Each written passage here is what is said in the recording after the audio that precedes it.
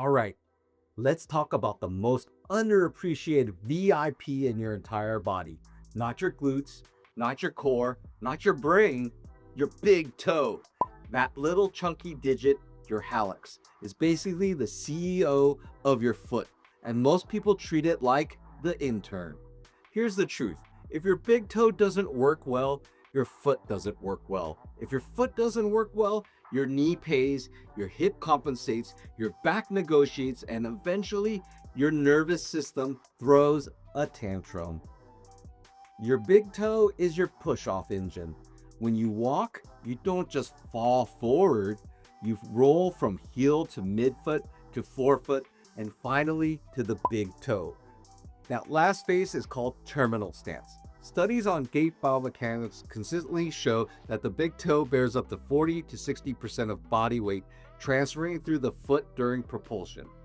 Your big toe is the final rocket booster of every step. If it doesn't extend properly, meaning if it can't bend upward about 60 to 65 degrees, you lose propulsion efficiency. When that happens, you turn your foot out, you collapse your arch, and you overload your second toe. That's how you end up with plantar fascia irritation. And you come see me.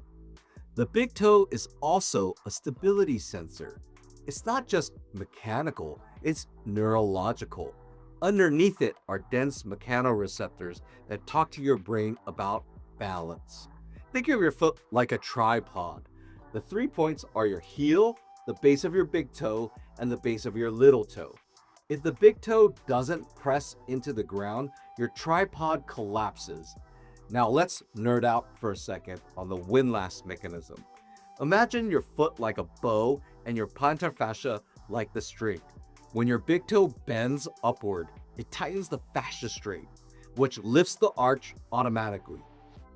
Big toe extends, fascia tightens, arch rises, and the foot becomes a rigid springboard for push-off. If your big toe doesn't extend, the bow never tightens. The arch stays floppy and you're pushing off a wet noodle.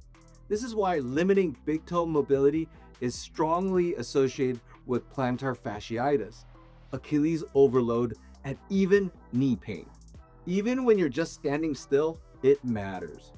Your brain subtly shifts weight forward and backward constantly. The big toe helps prevent you from falling backward. If you stand barefoot right now and lift your big toes, you'll notice that you immediately feel less stable. Why are modern feet struggling? We shove our toes into narrow shoes, elevate our heels, and stop walking barefoot. Over time, the joint stiffens and the muscles weaken. You aren't just getting older, your feet are getting underused. A healthy big toe should have 60 plus degrees of extension, a strong downward press into the ground, and no sharp pain or drifting toward the second toe. To restore function, try these simple steps. Big toe extension stretch, where you kneel and gently extend the toe without forcing it. The toe press drill, where you stand and press the big toe into the ground while keeping the other toes relaxed. The short foot exercise. Lift the arch without curling the toes to activate those intrinsic foot muscles. And barefoot time. Let your foot remember its job in a safe environment. The big toe is a power lever, a stability sensor, and a propulsion engine. Ignore it, and your entire kinetic chain whispers complaints. Train it, and your gait becomes smoother and stronger. Foundations start from the ground up, literally. If this helped clarify things for you, leave us some love or questions in the comments box below. Please like and subscribe. We truly appreciate your support. I'm Dr. Dustin Lin. Remember, we heal smarter,